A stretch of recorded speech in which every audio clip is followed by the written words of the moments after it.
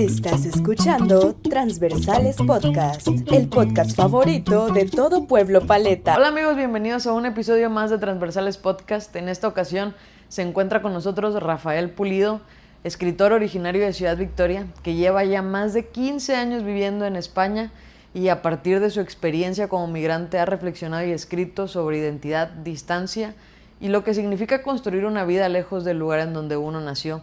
Espero que les guste este episodio y que lo disfruten tanto como Rafa y yo lo disfrutamos. Les mando un abrazo. Primero te agradezco que estés aquí. No se pudo hacer en vivo cuando estuviste acá por tierras victorenses, pero la tenemos pendiente esa Sí, grabación. la pendiente para hacerla. Ya habrá la oportunidad y cualquier pretexto será bueno para hacerlo, hacerla en vivo, Sí, sí, forma claro, presencial. y en forma presencial. Y aparte que los temas son buenos también. Sí, son de los temas que nos apasionan, que nos gustan y que puede seguir dando sin duda conversación para varios podcasts. Sí, sí, sí. Oye, Rafa, bueno, tú eres un victorense destacado entre mi percepción de victorense destacado, eh, porque si bien creciste aquí, ¿verdad?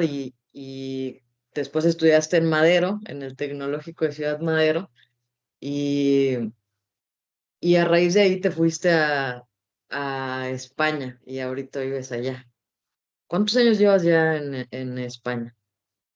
Llevo ya 19 años viviendo en España, o sea, sí, como bien dices, o sea, yo soy victorense, orgullosamente, sí, o sea, siempre que puedo resalto mi origen, mi raíz victorense, mi raíz tamaulipeca, y te digo, soy de ahí justamente por la zona de ahí del estadio, por ahí es donde viven mis padres hasta el día de hoy.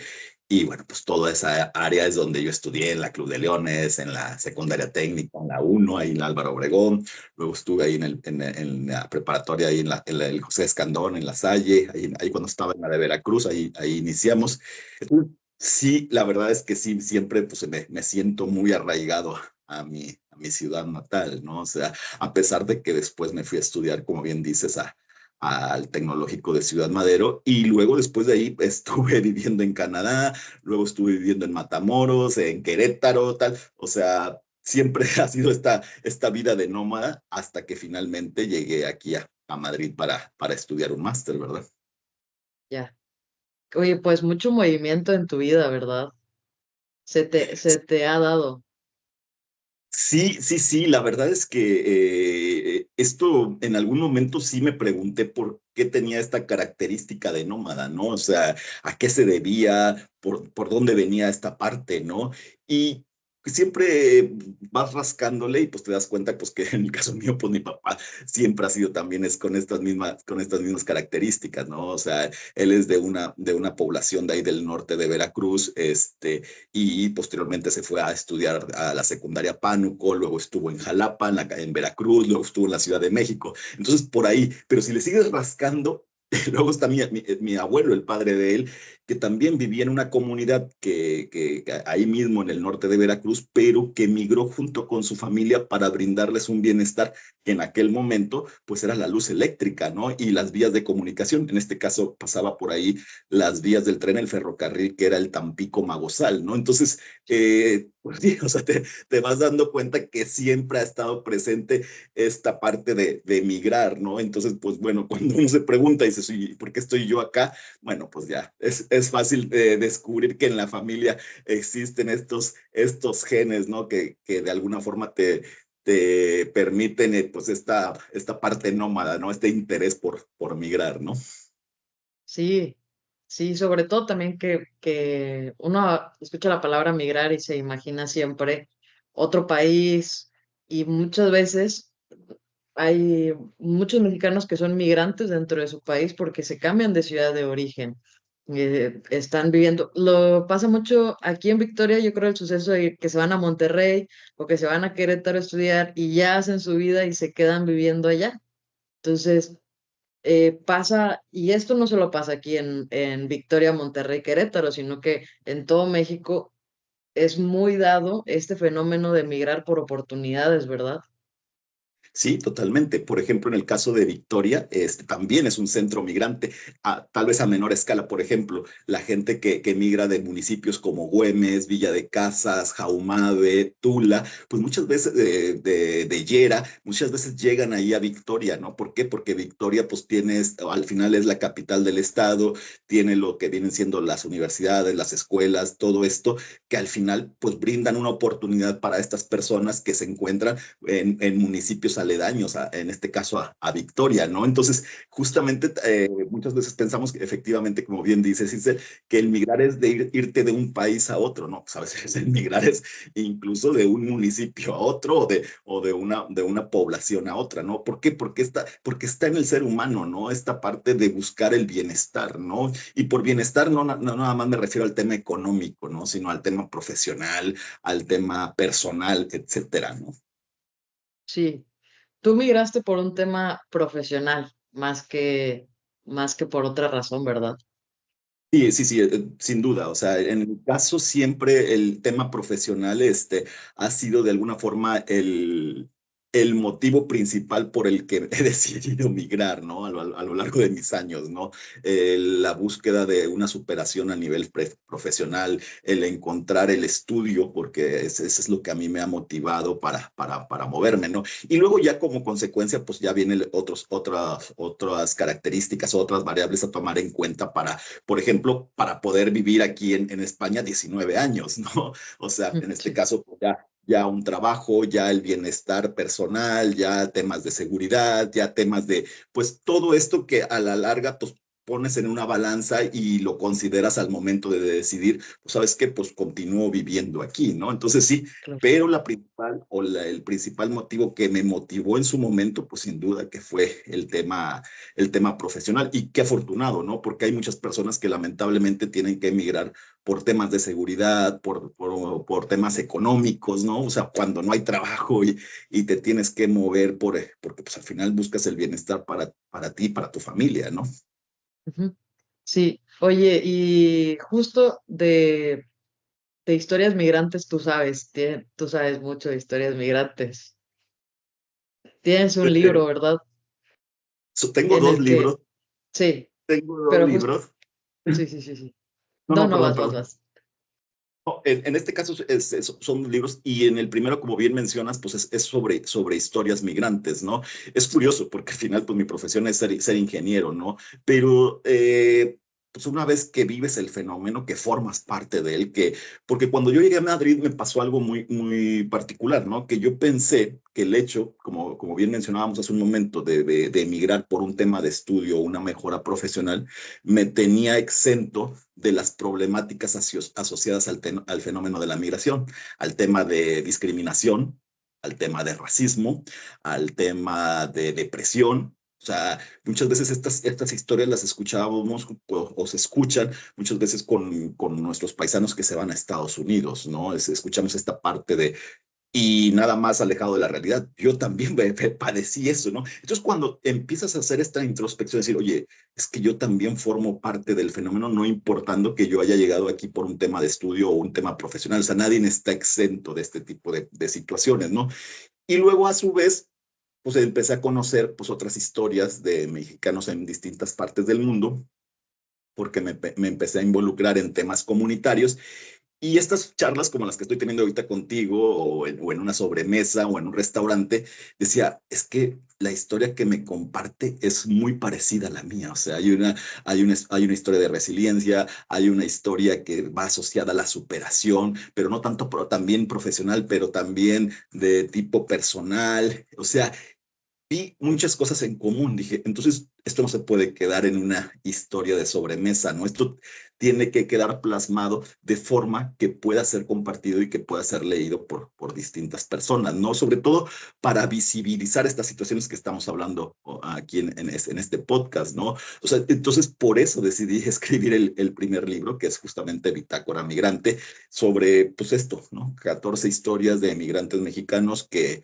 nos cuentan pues todas las vicisitudes, todas las problemáticas que representó el cambiar de su lugar de origen a otro lugar pues en cualquier parte de la geografía del mundo, ¿no? Entonces, eso fue al final lo que me motivó justamente a escribir este primer libro. Podrás preguntarte, ¿y por qué un ingeniero hace eso? ¿No? Como un ingeniero que está asociado a temas de números, matemáticas, etcétera, cálculos, pues es que al final, pues, pues tampoco no estamos exentos a la lectura o a las problemáticas, ¿no? No podemos ser apáticos ante esta situación, ¿no? Entonces, he encontrado, y lo hablábamos antes de entrar al aire, que he encontrado en la escritura, en toda esta parte, como que mi válvula de escape del día a día de mi trabajo, ¿no? Sí. Oye, y algo a resaltar, porque que yo resalto mucho de tu persona, es que has empezado o has sabido hacer una comunidad fuerte de mexicanos. No sé si fue a raíz de que escribiste el libro o venía desde antes esas ganas de crear una comunidad de migrantes mexicanos o mexicanos en algunas partes del mundo. Y me interesa mucho que nos cuentes cómo fue como crear esta comunidad, querer iniciarla y, y qué problemáticas, porque hay una parte muy chida ahí que lo platicamos otras que fuimos a almorzar, de muchas veces nosotros que estamos aquí en México, por ejemplo, quienes nos dedicamos al tema migratorio, eh, quisiéramos entender todas las problemáticas que viven los migrantes, ¿verdad? Pero muchas veces nos es ajeno o tal vez no es tan cercano para quienes están aquí, por ejemplo, para los legisladores, no tener el contexto de las situaciones migrantes de las personas mexicanas en otro país y vemos cosas como que, como si no fuera tan complicado, están allá, no es tan complicado hacer este trámite y sí es complicadísimo. Entonces, a mí me interesaría mucho que nos platicaras sobre eso. Sí, mira, el tema comunitario, pues, o sea, yo llego a estudiar en el 2007, en el 2008, me ofrecen hacer prácticas profesionales en una empresa, entro a trabajar dentro del sector ferroviario como ingeniero pero pues obviamente mi trabajo me apasiona, o sea, es algo que me apasiona, pero no soy ajeno a como lo comentaba, al tema de que formas parte de una comunidad, ¿no? Que formas parte del fenómeno de la migración, ¿no? Entonces en mí surgió la inquietud pues dije, oye, pues vamos a hacer una convocatoria, pues cada tercer domingo de mes para juntarnos los mexicanos que estemos aquí en Madrid. En aquel momento estamos hablando que en España había como 45,000 mexicanos. Hoy las últimas cifras que estaba revisando con respecto a la cantidad de mexicanos que estamos en España son 90,000, o sea, ha sido casi el doble, se ha duplicado, que obviamente no se comparan estas cifras con las que puede haber en Estados Unidos, pero sí te habla que al final España es el tercer país con más mexicanos después de Estados Unidos y Canadá, ¿no? Entonces, en aquel momento, en 2009, pues empecé a hacer esta convocatoria para juntarnos, pues con el único propósito, pues de compartir historias y si podíamos echar un poco el mano cadena, pues hacer comunidad, ¿no? Y me da risa porque la primera convocatoria solamente fuimos 3 y yo era uno de ellos, así que eso nos pudo haber dado al traste para que la asociación ahí mismo terminara en ese momento, ¿no? Pero bueno, lejos de desanimarme, pues, o de desanimarnos, los 3 que estábamos decidimos que queríamos seguir adelante. Y es justamente en una de esas desayunos que hacíamos que llega otro compañero y nos dice, oye, hay un programa del Instituto de las Mexicanas y los Mexicanos en el Exterior, hoy, el IME, hoy se llama así, antes se llamaba solamente Instituto de los Mexicanos en el Exterior, que empezó en Estados Unidos y que se llama Red de Talentos Mexicanos por el Mundo, que pues su objetivo de esto pues es hacer transitar de la llamada fuga de cerebros a la circularidad del conocimiento, dice. Están muy fuertes en Estados Unidos, aquí en Europa ya empezaron en Alemania, en Francia, en Inglaterra, pero no hay en España. ¿Cómo ven si hacemos este grupo ahí en España? Digo, pues va. Y entonces entre idas y vueltas y todo esto, pues, o sea, sí nos llevamos un primer intento en 2011, 2012, que no cuajó. La verdad es que los temas no se alinearon, no avanzó la asociación como nos gustaría. Y luego tuvimos una segunda oportunidad, que es ahí cuando realmente se exponencia y se visibiliza con algo con algo muy simple, o así lo vi yo en aquel momento, pero que hoy cobra una importante relevancia el tema de la comunicación.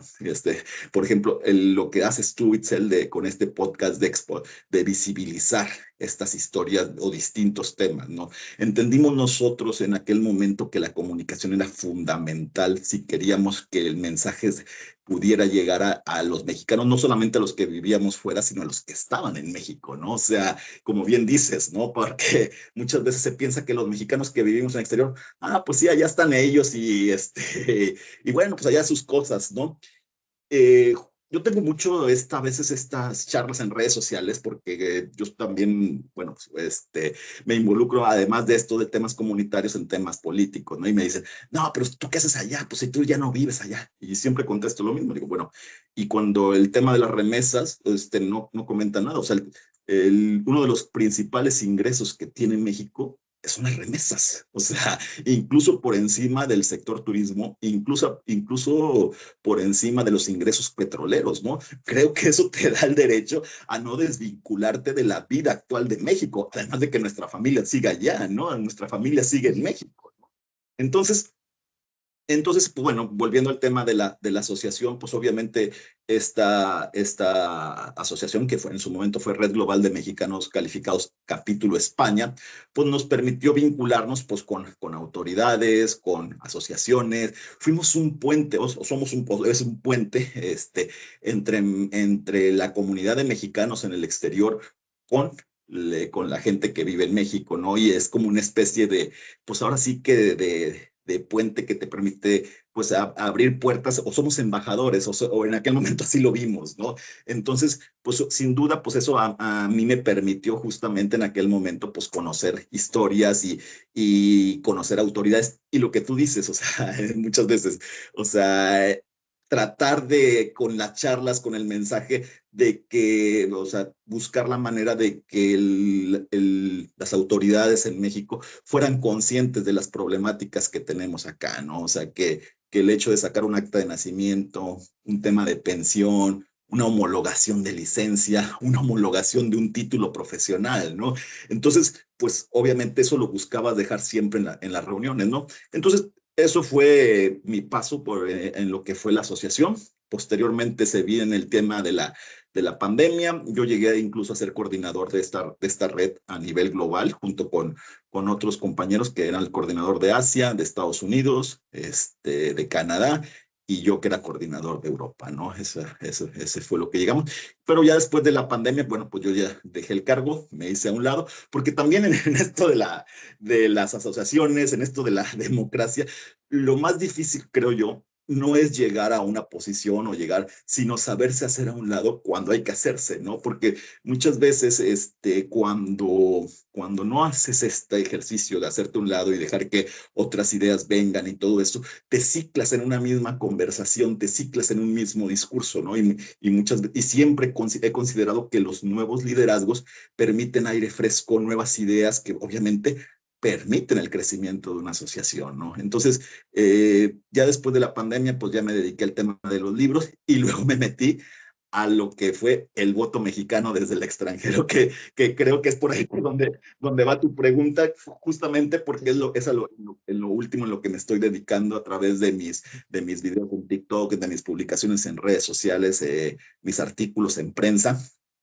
justamente de concientizar, ¿no? O sea, hay una figura que se llama el diputado migrante, o sea, que viene desde tiempo atrás con la lucha o con el discurso, con las reuniones de la comunidad de mexicanos que viven en Estados Unidos y los diferentes espacios que se han ido ganando, ¿no? Y es en el 2021 cuando el Tribunal Electoral del Poder Judicial de la Federación ordena al INE aplicar la acción afirmativa migrante y ahí es cuando entra esta figura de diputado migrante a nivel federal, ¿no? Y bueno, obviamente esto trae consigo pues una serie de situaciones en las que pues obviamente como mexicanos que vivimos en el exterior estamos al pendiente de este tipo de situaciones justamente con el único objetivo de que se visibilicen las cosas, de conocer las verdaderas problemáticas de quienes vivimos fuera de México, para que quienes estén en estas partes de los organismos donde se toman las decisiones,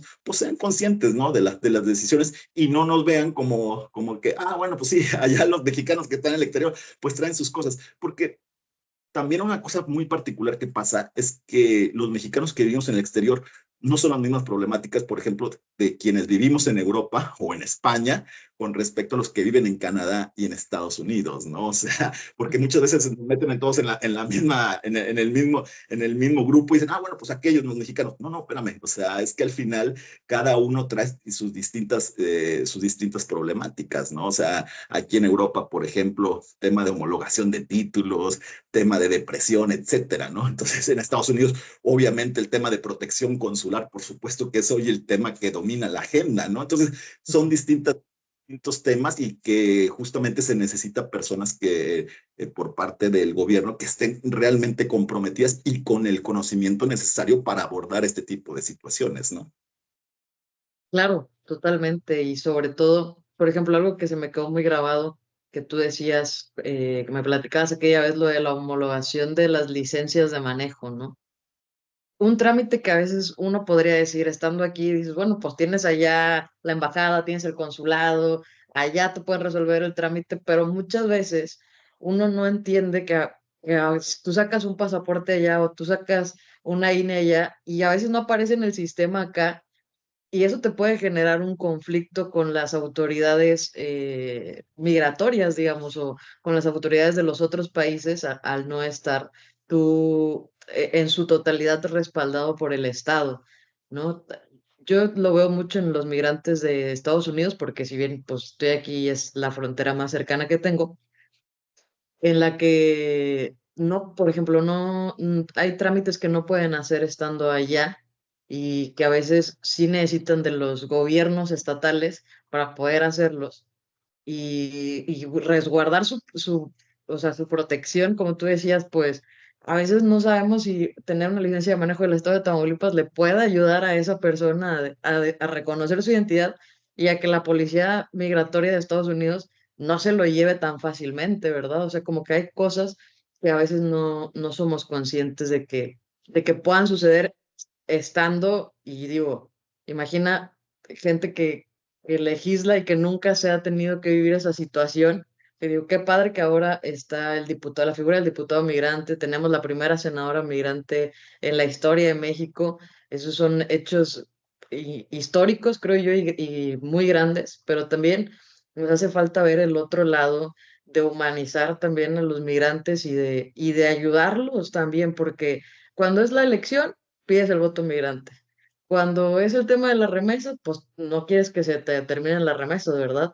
Pero cuando es el tema de ayudar a los migrantes, ay, sí, todos nos volteamos a ver a no sé dónde y dices, pues también, o sea, dando y dando, ¿no? Siempre creo yo en eso, que el 50 y 50, porque los migrantes, como bien lo mencionaba el expresidente, pues los denominaba héroes migrantes. Digo, nadie los había denominado de esa manera y a partir de ahí se visibilizó el trabajo de los migrantes dentro de nuestro país y el impacto que tienen los migrantes en nuestro país, porque antes, muy seguramente, digo, yo en los sexenios anteriores que tenía presencia, o sea, como ya pensaba, nunca se hablaba tan bien de los migrantes hasta que llegó López Obrador y nos dimos cuenta todos el impacto que tienen las vidas de los mexicanos en el exterior. Pero hasta que no se visibilizó, como tú dices, la comunicación es súper importante. Entonces, eso es algo que a veces nos olvida. Por ejemplo, aquí en el estado de Tamaulipas tenemos la figura del diputado migrante, pero no está desgregado. O sea, o puede ser migrante, o puede ser parte de la comunidad, o puede ser, o puede ser, o puede ser, o puede ser, o puede ser. Y a mí eso me parece sorprendente siendo un estado fronterizo con una situación migratoria bastante importante. Fíjate, que en esto que acabas de comentar, incluso antes de la llegada del presidente López Obrador, el tema migrante para él lo consolidó dentro de su plan cuando se establece el partido político Morena. Y son hechos. Yo simplemente estoy compartiendo, más allá de una ideología, estoy compartiendo hechos. Los primeros comités de Morena, o sea, alguien que entendió esta parte fue justamente el presidente cuando se establecen los comités de Morena en el extranjero. O sea, tuvo la visión de decir, vamos a establecer comités del partido político en Estados Unidos, en las ciudades como Nueva York, como Los Ángeles, como Houston, aquí en España, el comité de Morena en España, en Europa. O sea, entendió que había una población que no estaba siendo tomada en cuenta por los gobiernos en ese momento, ¿no? Entonces, desde antes de su llegada a la presidencia, entendió esta parte y obviamente la capitalizó de una forma, vamos, tremenda, ¿no? O sea, eso es algo que hay que reconocer, ¿no? Sí, como bien dices, en el caso de senadora migrante, en el caso de los diputados migrantes, se ha ido avanzando, o sea, sí se ha ido avanzando mucho, pero queda un camino largo por recorrer todavía. Comentabas el tema de la licencia de manejo. Este tema, por ejemplo, aquí en Europa es un tema desde el punto de vista económico muy importante para nosotros, para la comunidad de mexicanos. Por ejemplo, aquí en España, el gobierno de España no reconoce licencias estatales, solo reconoce una licencia federal. Y bueno, pues México pues, no tiene una licencia federal, tiene licencias estatales, ¿no? Entonces, pues te toca hacer el trámite desde cero, ¿no? Y este trámite pues te puede costar alrededor de 1,500 euros, que bueno, que es un impacto importante para la economía de las familias, ¿no? Entonces, cuando hemos tratado de cabildear los mexicanos que estamos aquí en España, con las autoridades consulares, con las embajadas, pues siempre te dicen, pues véanlo ustedes, o sea, andas haciendo labor que normalmente hay un representante del Estado mexicano para este tipo de situaciones, ¿no? Que son justamente los diputados migrantes, ¿no? O los senadores migrantes, ¿no? Que entiendan esta problemática. ¿Qué pasa o qué sucede? Porque, como bien mencionas, en la lista de plurinominales, porque en la lista de representación proporcional, tanto a nivel federal como a nivel local, en determinados estados, pues se obliga a la inclusión de un perfil migrante, ¿no? Entonces, pues muchas veces los partidos políticos pues no tienen este mapeo de perfiles y dices, bueno, pues, oye, pues tú estuviste estudiando, no sé, en Houston 6 meses, pues tú eres migrante y ya, y a lo mejor en ese momento dices tú, bueno, pues a lo mejor pues llega esa persona. ¿Qué sucede después de eso? El problema después de eso es que estas personas están alejados completamente o alejadas completamente de la realidad migrante. O sea, si yo llego y le cuento que aquí en Europa, en España, estamos teniendo un problema con la licencia de manejo por esto y esto, pues voy a decir, "Oye, a mí, o sea, pues no, pues yo no le entiendo eso, yo qué sé, ¿no?" Entonces, de ahí que se requiera justamente esta parte, esta conciencia por parte de los partidos políticos. Y creo que en ese sentido, quien ha entendido eso y quien lo entendió desde el primer inicio, pues fue el partido de Morena, ¿no? Hace un par de semanas estuve en un conversatorio en el Instituto Nacional Electoral y justamente comentaba esto, ¿no? Que hablábamos de cómo aumentar la participación de los mexicanos en los comicios electorales, ¿no? Y yo siempre hablo de que esto es un componente o una fórmula de tres partes, ¿no? Por un lado, el Estado mexicano, a través de lo que viene siendo los organismos electorales y el sistema de consulados y embajadas, que bueno, pues obviamente con sus pros y sus contras, han hecho lo que han podido y prueba de ello es que en el pasado proceso electoral de 2024 tuvimos el voto presencial, que era una demanda que habíamos pedido los mexicanos desde tiempo atrás. Y por ejemplo, aquí en la Embajada de México en España, pues fuimos justamente la embajada con el mayor número de solicitantes para voto presencial, incluso más que los consulados de Estados Unidos. Entonces, te habla también pues, de una sociedad crítica, comprometida con la vida política, ¿no? Pero también hablaba de la parte de la sociedad civil, o sea, cómo los mexicanos que vivimos en el exterior nos involucramos, nos organizamos, y ejemplos hay varios, ¿no? En Estados Unidos, cómo se organizaban las caravanas para llevar personas para que sacaran la credencial del lector, o sea, todo este tipo de cosas, ¿no? Que permita una mayor participación.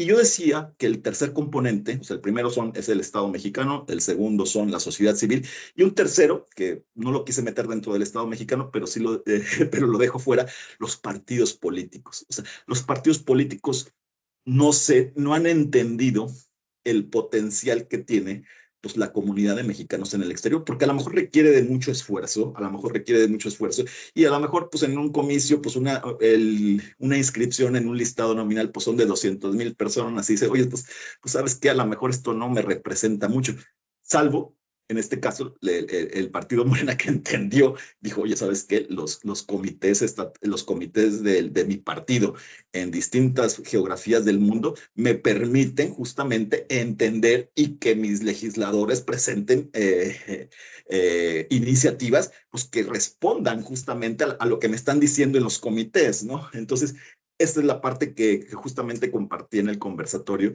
y decía, pues es que son tres componentes y si uno de ellos se queda ahí como que a medias, pues obviamente se desbalancea y si queremos una mayor participación de los mexicanos que vivimos en el exterior, pues obviamente requerimos que los tres vayan en conjunto, que haya una sinergia de estos tres componentes, ¿verdad? Claro. Por ejemplo, eso que decías de lo de la participación presencial, porque antes se podía hacer por correo, ¿verdad?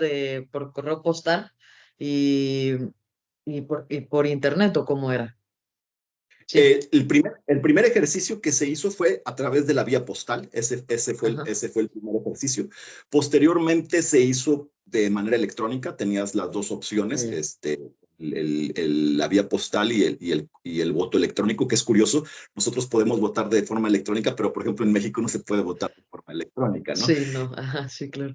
Entonces, en los distintos conversatorios que tuvimos, porque con el INE, yo recuerdo uno que tuvimos con varios consejeros electorales previos a la elección para la gubernatura en Tamaulipas, justamente.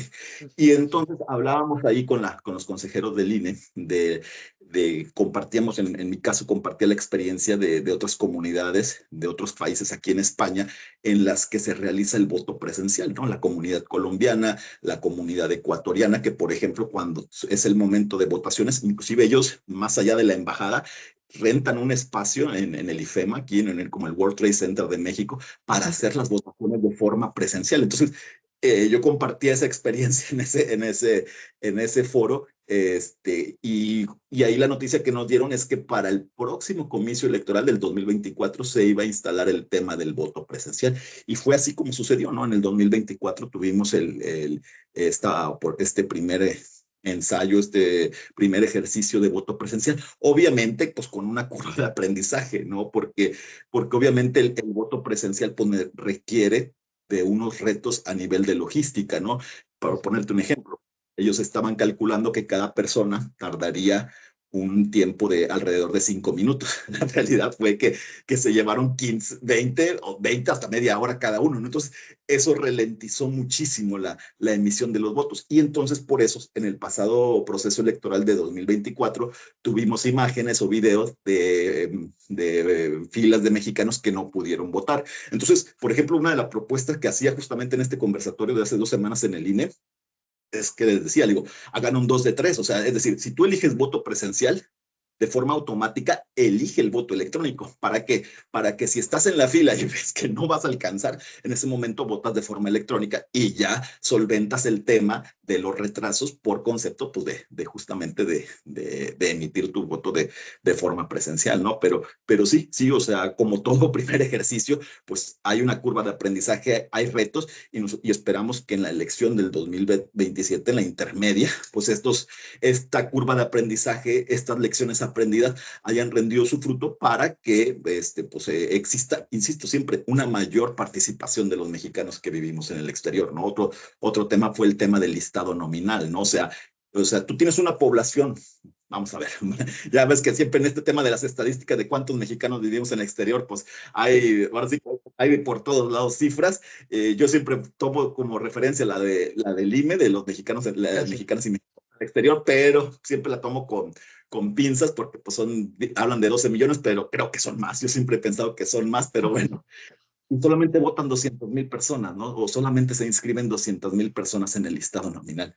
y le compartí esta reflexión, ¿qué estamos haciendo? Porque solamente se inscriben 200,000 personas, ¿no? O sea, algo estamos haciendo, tenemos que agilizar esta inscripción al listado nominal, tenemos que ser más, o sea, no digo de relajar ni mucho menos las medidas de seguridad, pero sí hacerlo de forma más fácil para que exista una mayor cantidad de mexicanos que puedan votar desde el extranjero, ¿verdad? Claro. Pero eso, por ejemplo, la lista nominal, yo no sé cómo se registra uno para la lista nominal, pero sí entiendo que hay una desigualdad entre la población migrante que es y las personas que se registran para votar. Pero ¿cómo vas a hacer que la lista nominal crezca? Yo no sé ni cómo se registra uno a la lista nominal. Y dos, ¿cómo si durante tantos años que ha existido, los años que lleva existiendo la lista nominal, no hemos podido juntar ni medio millón de mexicanos y mexicanas en el exterior? O sea, ¿cómo podemos pasar a llegar a los 12 millones, ¿no? Creo también un tema bien de, sí de requerimientos técnicos, pero creo que también como humano y cultural, ¿no? De De que la gente voluntad quiera, ándale. y de voluntad. Fíjate, es muy curioso y qué bueno que tocas ese tema. O sea, tú haces un proceso de credencialización en el extranjero y te apoyas obviamente en las embajadas y consulados y logras una cifra de 1 millón de personas que se han credencializados en el extranjero. Y luego viene el proceso electoral que normalmente pues, es en junio, ¿no? Entonces, como vamos a decir, 7, 8 meses antes, empieza la inscripción en el listado nominal. El listado nominal es como que, ahora sí, como que la invitación a la fiesta, vamos a decir. O sea, el dato tiene la creencia, pero la inscripción en el listado nominal es la invitación a la fiesta. Y es ahí donde existe la disparidad. Es decir, o sea, tienes 1 millón de personas que se han credencializado y luego en el listado nominal baja considerablemente. ¿Por qué baja considerablemente? Porque ahí es donde vuelves muchas veces a hacer duplicidad de requisitos, te tienes que inscribir en una página en internet, tienes que dejar tus datos, tienes que meter un comprobante de domicilio, o sea, muchos requisitos que a veces hacen laborioso y tedioso para el que se inscribe, porque dice, oye, yo ya saqué mi credencial para votar desde el extranjero y ahora tengo que inscribirme en el listado nominal y entonces vemos que de ese millón de personas que tienen credencial para votar desde el extranjero, se reduce hasta 200,000 y muchas veces hasta menos, ¿no? Entonces, ¿qué falta ahí? Pues a lo mejor necesitamos ahí agilizar o quitarnos este paso intermedio del listado nominal para que las personas que, si ya hiciste todo el trámite para sacar una credencial para votar desde el extranjero, se supone que ya pediste requisitos, se supone que ya pediste todos los trámites necesarios para comprobar que esta persona realmente radica en el extranjero, pues ya sería un paso directo, ¿no? A la votación, al comicio de ese día, ¿no? O sea, yo así lo veo, pero los organismos electorales, el INE en este caso, argumenta pues que hay que hacer ciertas comprobaciones y medidas de seguridad para garantizar que la persona que va a votar el día de la elección realmente sea un mexicano que vive en el extranjero, ¿no? Tienen más requisitos que uno que está acá, ¿no? Que luego, Exactamente, totalmente. sí, sí, sí, sí, sí. Es más fácil engañar al sistema cuando estás acá que cuando estás allá, o sea, dijera yo, pues no, digo yo en mi pensar, ¿verdad? Pueden existir Sí, malas prácticas de cada contrincante, pero sí creo que es más fácil duplicar votos estando en tu mismo país que alguien que se quiera registrar en el extranjero teniendo tantos requisitos que cumplir para tener una INE allá, güey. O sea, creo que o sea, yo pensaría que cuando ya te registras allá con tu INE y tan tu INE, automáticamente pasas a la lista nominal. O sea, creo que sería un sistema muy práctico pues ya se registró, aquí está su INE, bueno, pues lo pongo en la lista nominal.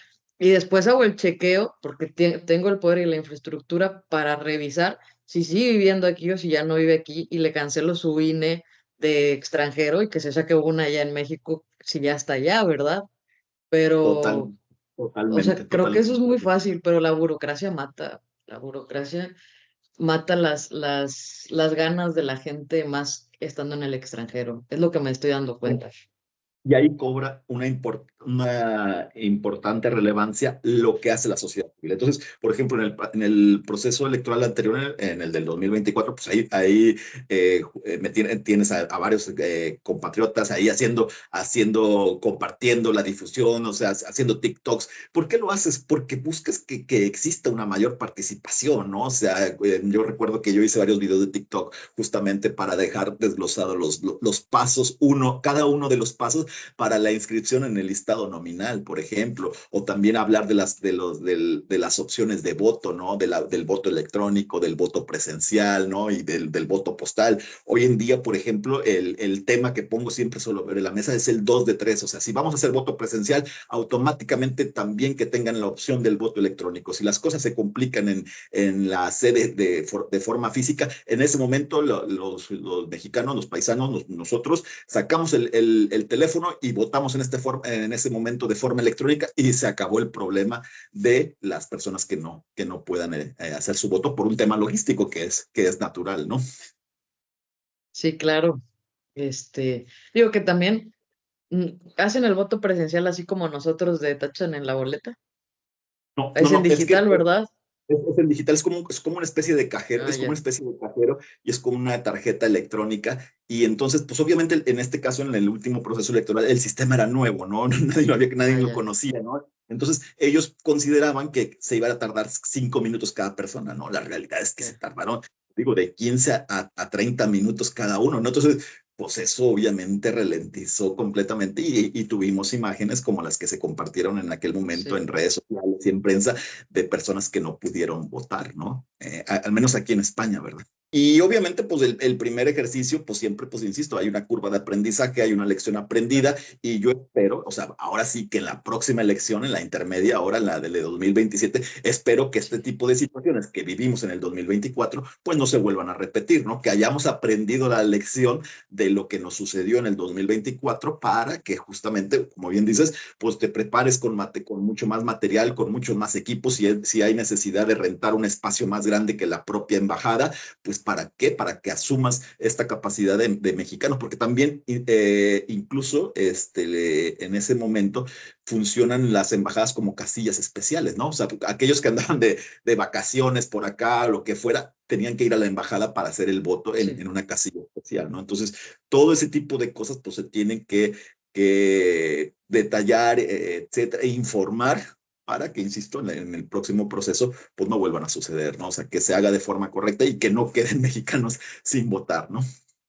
Claro, claro. También lo que pasa en las casillas especiales es que se les acaban las boletas. Pues háganlo digital, o sea, diría yo fácil, va, en chiste. Bueno, nosotros tuvimos una reunión con uno de los consejeros electorales previo a la elección del 2024 en un encuentro que tuvieron con comunidad y justamente lo decíamos, digo, bueno, ya se está implementando el tema del voto electrónico con los mexicanos que vivimos en el exterior, ¿cuándo se hará en México, no? O sea, Sí, y sí, bueno, bueno, esto es un poco más complejo por todo lo que implica, ¿no? A nivel de claro. seguridad el tema, pues obviamente es por demás interesante por todos los controles de seguridad que se tienen que llevar a cabo para garantizar que el voto que emite cada persona, pues es el voto que es, ¿verdad? Realmente. Sí, sí. Luego mucho hacker puede haber, puede existir. Eso es luego es el Es, tema, ¿verdad? exactamente. De hecho, él nos explicó las medidas de seguridad desde el punto de vista de ciberseguridad y todo lo que conlleva para el tema del voto electrónico. Y pues sí, obviamente hay ahí un tema muy importante de control de la seguridad para justamente. Entonces, no sé, hablo desde el desconocimiento y creo que a lo mejor para implementar alguna medida de esta en el país, pues sí requiere muchísimo mayor esfuerzo y obviamente una mayor inversión, ¿no? Pero bueno, Sí. entonces, volviendo a la pregunta inicial que me hiciste, pues todo esto lo hago justamente porque me involucro, ¿no? Porque no soy apático con este tipo de situaciones, ¿no? Ahorita, por ejemplo, tenemos una reforma electoral en puerta. Obviamente ahí el discurso o el mensaje que trato de llegar es, oigan, a ver, porque pues obviamente todavía no tenemos el verdadero proyecto, todavía no lo tenemos. La presidenta ha soltado ahí algunas ideas de lo que pretende en esta próxima reforma electoral, pero hasta que no lo veamos de forma escrita el proyecto, pues no podremos emitir un análisis preciso, ¿no? Pero, por ejemplo, el tema de la eliminación de los plurinominales, ¿no? Que obviamente es un tema muy polémico y que crea escozor y qué tal.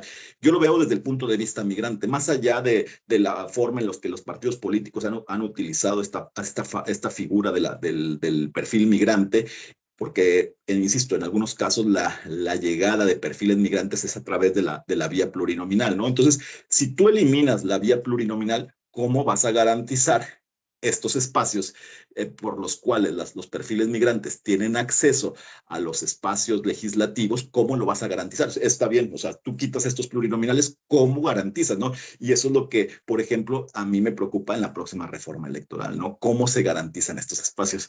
Me vas a decir, oye, pero tú eres ingeniero, ¿cómo te metas en ese tema? Pues vamos, me gusta, me apasiona y pues, obviamente trato de vivir la realidad de que se vive en nuestro país, ¿no? Y una de esas, pues, es la realidad política, ¿no? En este caso, con lo que será la próxima reforma electoral, ¿no?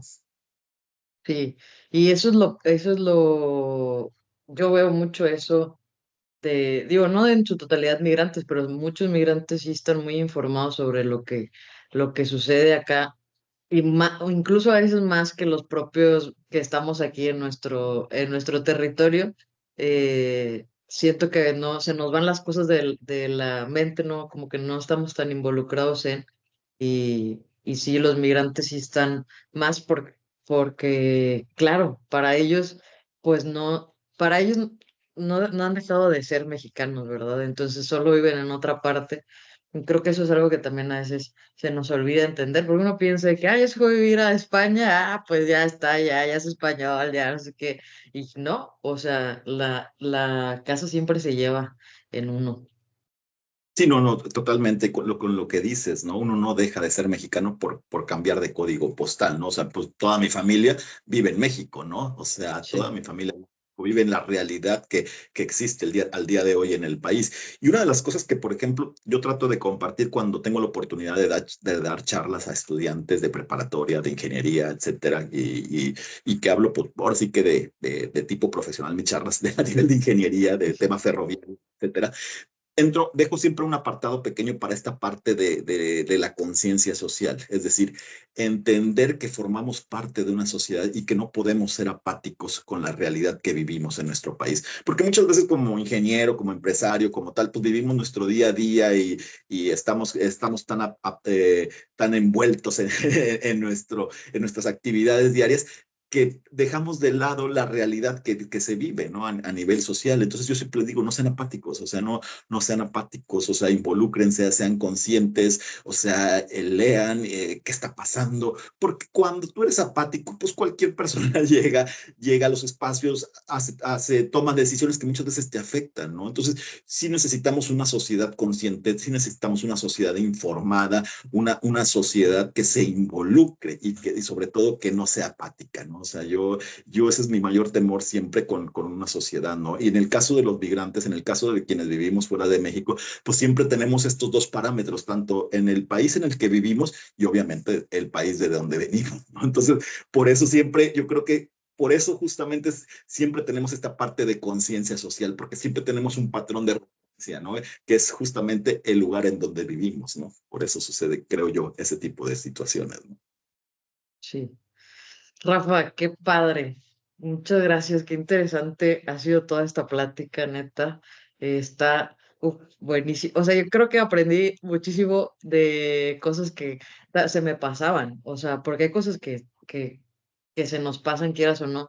Y creo que escucharte ha sido muy enriquecedor y me has dado una perspectiva más amplia de lo que es la migración.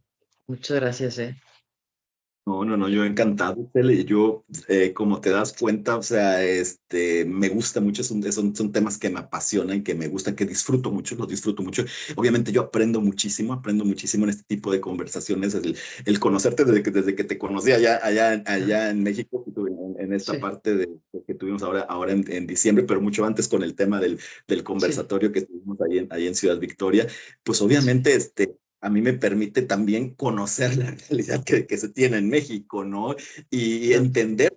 También se trata de tener, de empatizar y ponerse ahora sí que en el otro lado, ¿no? En la parte de quienes están en el gobierno, a quien les toca justamente aplicar las políticas públicas, ¿no? Entonces, no, yo encantado, Itzel, del día de hoy estar aquí contigo y encanta, y bueno, pues obviamente abierta a cualquier tipo de invitación para seguir generando este tipo de Sí, sí. diálogos, ¿no? Sí, me encantaría seguir platicando más en más ocasiones. Ojalá podamos volver a tener un episodio y hablar de algún tema en específico.